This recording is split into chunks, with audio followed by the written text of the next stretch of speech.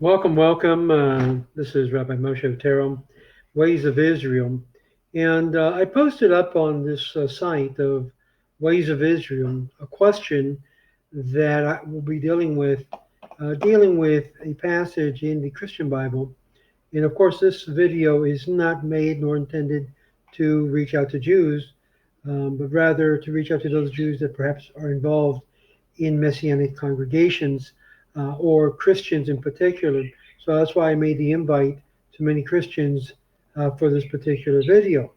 This video is dealing with a topic that I thought was kind of interesting.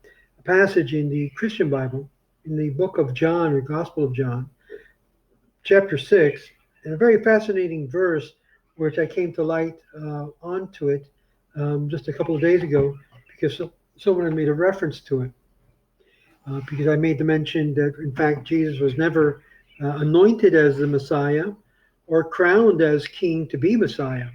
Yet there's a question whether his descendants were, in fact, a Davidic descendant. And according to some of the traditions, in fact, that he was a descendant of King David, both patrilineally as well as matrilineally. I'm not going to go into the articles or the documentation onto that, but you have some examples, as in the Peshitta of Mattai, some of the ancient documents in Hebrew and Aramaic that makes mention that Jesus' father, literal father, was Joseph. And even though his descendants may have been of Jeconiah, that by no ways negate his right to be a descendant of David and a potential Mashiach of his time, which this is the way I hold. I hold that Jesus was a potential Mashiach of his time. And obviously, all indication is that he's a historical figure. He's not a made-up mythical one by Rome. So obviously, my position is a little bit contrary to Atwell's theory, which is just that, theory. And I made mention of that on my videos on my YouTube channel. But rather, he falls in line to those who was considered a descendant of David, had rightful rights to the throne, but was denied such right to the throne by the Sadducees, who basically usurped the throne of David and would not allow anyone from the house of David to sit on the throne or even make gestures to take over the throne, because the Sadducees were in control, as we know, of the throne and would not let go. And it was that same political power that made the Roman peace that we later read about was broken 3.5 years into the agreement, into the Pax Romana, or the Roman peace treaty that was made according to Daniel, chapter 9, verse 26 and 27. So I want to go take a look at this passage, which I think is very interesting, especially since so many Christians will call Jesus Christ, which means anointed, or Mashiach. And there's so much talk about Mashiach here, Mashiach there. And it's not the first time that the world has been exposed to the concept of Mashiach, like I mentioned to a Chabad rabbi just a few minutes ago, that he posted on my Ways of Israel channel, the importance of letting the world know about Mashiach. The world already known about Mashiach, many Mashiachs, and many times over and over again. So the world is not ignorant of the fact of the concept of Christ or Mashiach, but just rather has been brought to light again into the Jewish world by the Hasidic movement. Saying this, let me go right into the point. Why did Jesus run away from being placed as Mashiach, as king? It could have happened. It would have happened. It should have happened, but it didn't happen. And I want you to take a look. Those of you Christians who have your King James Bible, pulled out my copy here. I want to share with you because obviously it says the same thing in the New International Version. It says the same in the Revised Version. So any versions you take a look at it, it basically says the same thing. It says, when Jesus therefore perceived that they would come and take him by force to make him a king, he departed again into the mountain himself alone. That's some powerful words, especially after John says that in the first chapter of John says very clearly that he came unto his own, but his own received him not. That's in chapter 1, verse 11. It says it very clearly. He came unto his own, and his own received him not. And later we got the Gnostic concept that as many that did receive him gave he power to become the sons of God, B'nai Elohim.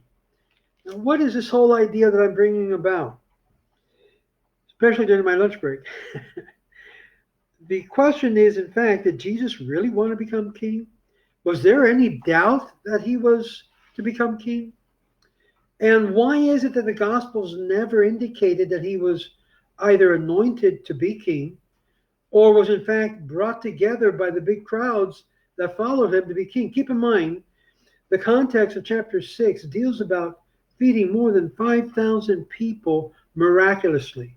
As a matter of fact, if you read the verse that leads into that, it says, therefore they gathered. Who gathered? Well, it tells the crowd had gathered because they took the loaves, and when they had given thanks, he distributed to his followers, his talmidim, and his talmidim to them that were set down, and likewise of fishes as much as they could. And when they were filled, he said unto them, gather up the fragments that remain, that nothing be lost. We can't lose food here. Waste does not go to waste. It's got to be utilized. And therefore they gathered them together and filled 12 baskets with fragments of 5 barley loaves, which remained over and above unto them that had eaten. And then those men, which men? Those men that were probably fed, and those men included the disciples, when they had seen the miracles that Jesus did, said, this is of a truth that a prophet that should come into the world. In other words, this guy's got to be someone special. He's got to be a Navi. He's got to be the leader of the generation, the Moshe Rabbeinu of the generation. My friends, because he did miracles, because he fed, he basically met the needs of the people. He produced miracles and wonders. He did things that people said would open their eyes and say, huh? This has got to be Mashiach. Interesting enough, there's a whole video on Netflix about the Islamic Messiah. Very similar approaches. So the world is full of the concept of Mashiach. The world does know this idea of the Christ, the Messiah, the one sent by God. The question is not who is he or what is he, it's who is he? Did he come already? Well, you've got 2, 3, maybe 4 movements that says, yeah, he's came, he's followed so-and-so. But interesting enough, we see here that Jesus perceived. This is an expression of perceiving that he had read their minds, that they wanted to make him king. Now, interesting enough, a couple of chapters further down the line, in chapter 10 of John, which happens to be the holiday of rededication of the temple, as we know it as Hanukkah, this issue about him being the Messiah, because the Messiah is the anointed one to be king over Israel, was a political issue, no doubt about it. And these people wanted to make him the king of Israel. They wanted to force him. As a matter of fact, the word in Greek here, by force, is literally they wanted to take him and rapture him to make him a king, to put him on the throne, as it were, to basically use the force of imposition upon and against the will of the Sadducees or the Sadducees, who were the ones in control of the power play, as it were. By the way, those of you who don't know, that whole lineage that came out of the Maccabees, of the Sadducees, were basically cursed from Hashem because they never had children to repeat, as it were, the descendants. And this is mentioned profusely in a lot of the Talmudic passages relating to the destruction of the temple. That because they held back, they did not grant a descendant of David to sit again and renew the throne of David, that because of that they were punished. Let me use that word. People are not used to that word, punished. Punish. Punish means the consequences for not doing what was right when they knew it was right. It was the right thing to do, yet they didn't do it because they wanted to keep control of the power. And because of that, we see the whole entire system came under. Temple was destroyed, and we know what happened after that. The abomination that caused desolation took force, and it ran with it. As a result, our current exile for over 2,000 plus years now. Now, the reason why they perceived that this guy Jesus had to been something special because he was doing good to the Jewish people. As a matter of fact, he wasn't very good with the non-Jewish people. As a matter of fact, he called a Gentile woman a dog, just to give you an idea of the positive relationship. Now, of course, the whole world, whose message has been changed by the power of Rome, have accepted this Jewish Jesus into their world, as it were. They even made him into a god, very, very similar to another movement. But nevertheless, we see here that when they came to take him by force, to try to rapture him, to try to sequester him, to try to hold him down and make him the Messiah, we're talking about Jewish people here, 3,000. It says, he departed again into a mountain himself alone. That is a remarkable statement, insight that many people don't realize. Jesus did not want to be king of Israel. Now, I beg the question to my Christian friends, to my pastoral friends, to my friends in the Messianic Movement and the Nazarene Movement. Here you are now trying to recrown the one who refused to receive the crown until it was forced upon him by a mocking Roman mob at his crucifixion in order to humiliate Jews, to say, this is your Messiah.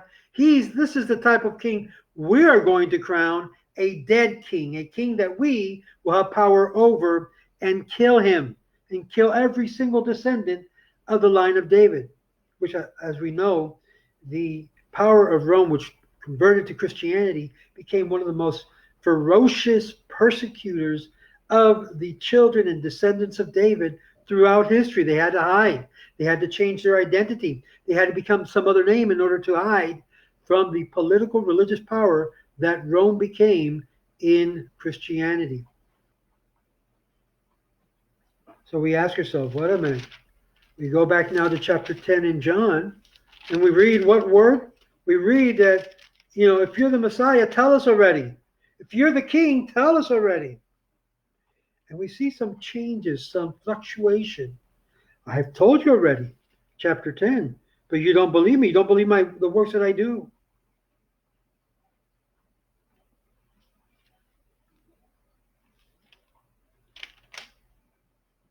Interesting enough,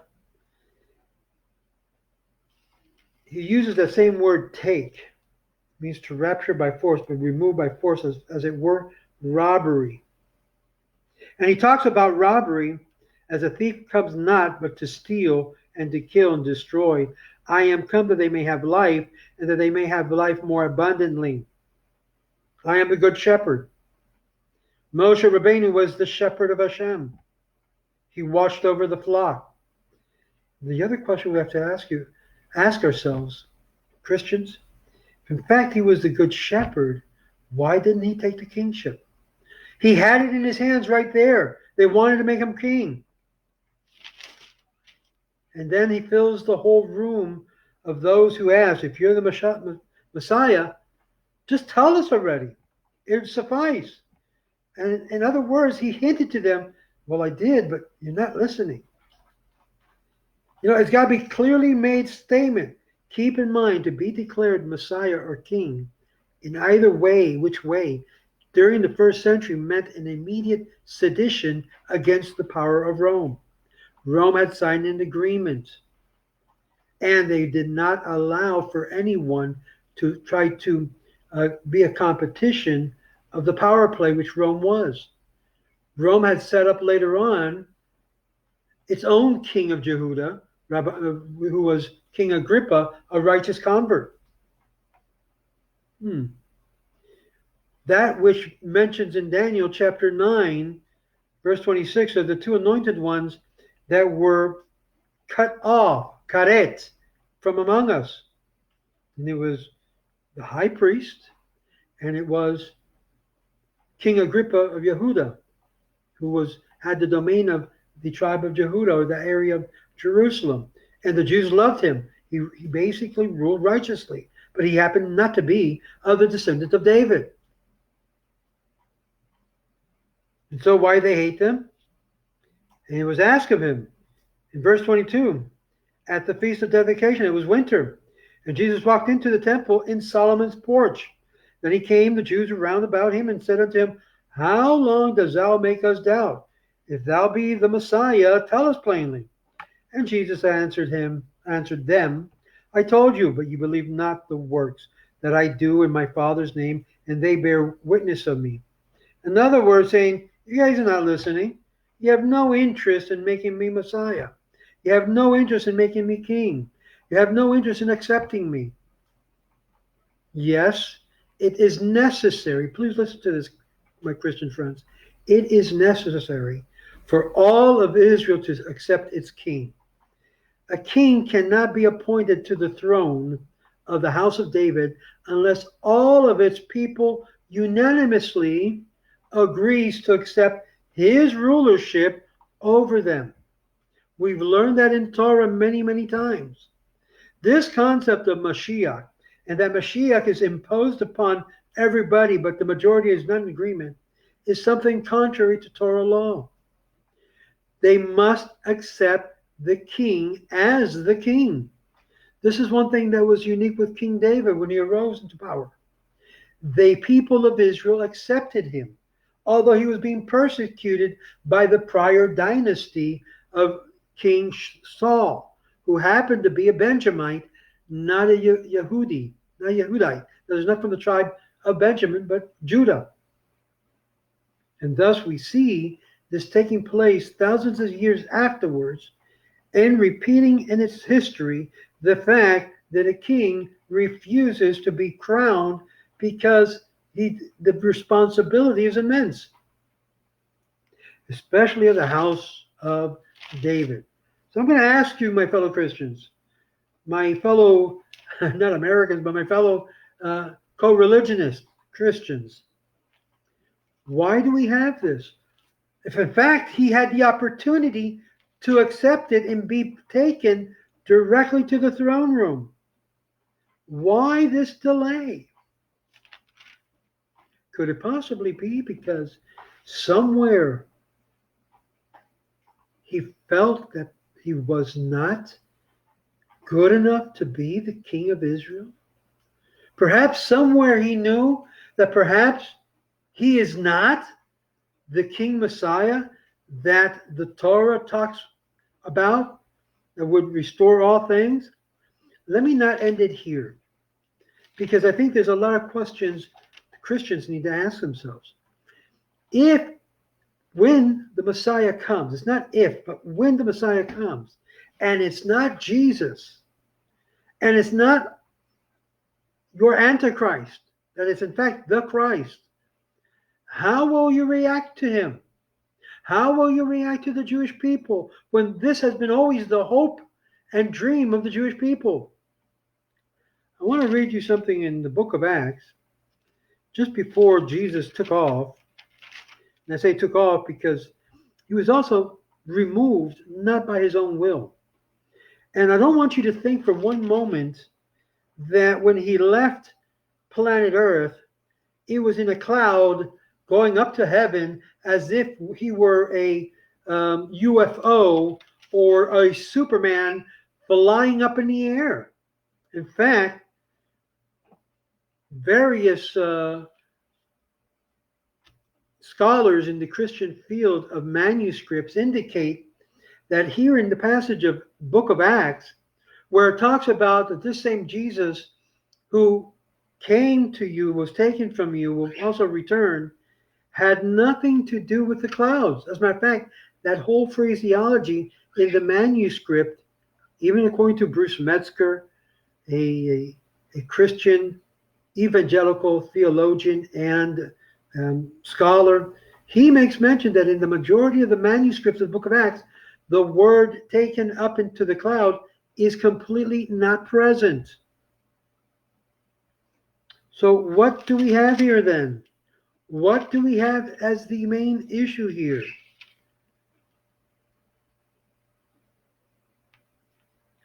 And here we will ask and beg the question again when the question was asked, is it now the time that you're going to restore Israel?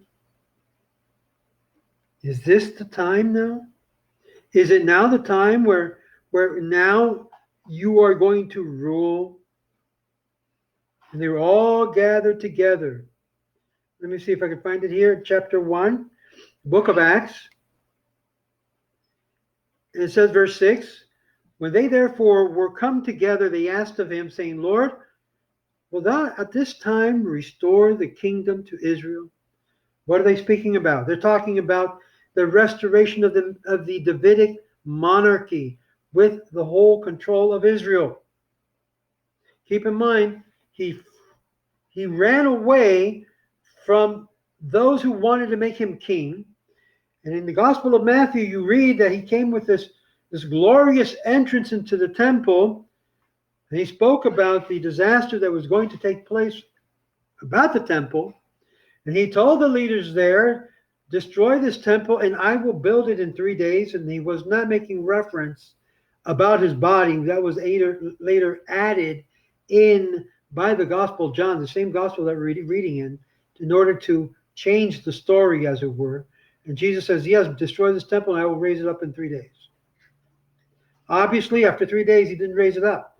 But of course, he had to have some type of creative interpretation to what he meant. Just like things happened in the post effect after his death. They are become very creative, these ghostwriters. So what does he say? He says, destroy it and I will build it in 3 days. Everybody knew during that first century time that the destruction that caused desolation was at hand. Everybody knew, all the rabbis, anyone who had any knowledge in Torah, rabbinical, and Baraita knew that the destruction of the temple was at hand. A lot of things were going amok, a lot of corruption, a lot of sinat hinam, even between Jesus and the leaders, the Pharisees, and the Pharisees against Jesus. Truly, if you have any type of demonstration of unwarranted hatred or unconditional hatred one with another, just look at what was happening in the first century. Look at the gospel of the gospel stories, and they'll tell you it's full of sinat hinam from Jesus and his followers against the Pharisees and the Sadducees, and the Pharisees and the Sadducees against Jesus. So let's be equanimous in regarding this. It was going around all the way till the late 2nd century with the Jews. This is the reason why we were expelled from the land, for sinat hinam, for speaking evil, speaking bad, disrespecting one another. The 24,000 disciples of Rabbi Akiba, completely decimated by the power of Rome. They killed them, they slaughtered them like animals. And yet we see here that Jesus had the opportunity to be king and he ran away. Later he goes to the temple and says, you guys got to make me king. And we know what happened with that. That didn't work out, not only with Jesus, but a whole bunch of other descendants of David that came knocking on the door of the leadership that said, no, we usurp the power of the throne of David. We will do whatever we can to keep it, to the point where the temple was destroyed. This, my friends, in summary, is what happened in the first century. Now, you may not like my interpretation of the event, but clearly it still begs a question. And it begged the question for the followers, the emissaries, the shliach of the Rebbe Jesus. And he asked, is it time to restore the kingdom to Israel at this time? And he said to them, it is not for you to know the time. It's none of your business. And the seasons which the Father has put in his own power. In other words, this is an issue of the future in which only God knows. But you will receive power, dunamais, in Greek. And then when he had spoken these words, verse 8, while they beheld, he was taken. Now, interesting enough, it says he was taken by force. And the expression, a cloud received him out of the sight, is not in the manuscript. You'll see it in your translation, but it's not there. It was added on, like in about the 18th century. So it would read like this, verse 9 of Book of Acts. And when he had spoken these things, while they beheld, he was taken out of their sight. That's how it literally reads in the manuscripts. And while they looked steadfastly, he went up, and behold, two men stood up in white apparel, which have also said, Ye men of Galilee, why are you standing up? This same Jesus which was taken from you shall also in like manner come back, return. A lot of the phraseology that you'll find in King James Version there is only in the translation, not in the manuscript. Now, I recommend you, Christian and pastors, to read it up in the manuscripts of the book of Acts, how it's read in the different versions. Your eyes are going to be shocked. Your faith will be rattled. It should be. Because even Jesus didn't know when it was his time to come up. So Jesus left this plane, to make it simple, planet Earth, the area, the region of Israel, the land of Israel, being taken away against his will to be removed from the area of hostility and immense pressure and persecution that was going to initiate. They wanted to save the potential Mashiach for a future return. He never returned. He never came back, neither in the generations of the disciples, neither in the future generations, neither for over 2,000 years. And he left without being anointed, being declared king, and anything to do with the position of Mashiach. And yet the biggest marketing tool that was used was this notion of calling Jesus the Christ, the Mashiach. How can he be Mashiach and not have a nation to rule, a nation to govern? Oh, it happened in the heavens. No, it didn't. As I just indicated, those passages that were added into the 18th century by Christian translator scribes was not present in the manuscript. So you can't say he's hanging out in the clouds. The apparitions of the clouds, the only reason they added it because they saw some of these Christian scribes, the indication in Sanhedrin that the Messiah was going to come down in a cloud of heaven. So the cloud refers to glory and power and strength, not like on an ass cult, which refers to humility, humbleness, being part of this materiality. So now you have a new look. Why did Jesus leave, take off, run into the mountains when they wanted to take him by force to make him king? Think about that. So the people wanted to make him king because he was not king. The people wanted to make him Messiah because he was not the Messiah. Now, the terms are hard. And I'm going to ask you again. If Jesus wasn't crowned, that indicates he wasn't anointed either. There's nowhere in the gospel stories that says Jesus was anointed by a prophet. So thus we have a new problem, my friend. We have a Messiah figure that wasn't anointed. We have a king that was not crowned. And our history continues to repeat itself over and over and over again. When will we realize, if we really want the king of Israel, the Mashiach, it's very simple. It only takes all of Israel to agree and say, we want him now. That's it. We want him now. We don't want no more corruption in politics and Israeli play of who's going to be the new president. No. All it takes is for the majority of Israel, 99%, I would say 100% of Israel, to come to the agreement and says, we need the monarchy now, we want to change our political system, and we want the Emet Mashiach now.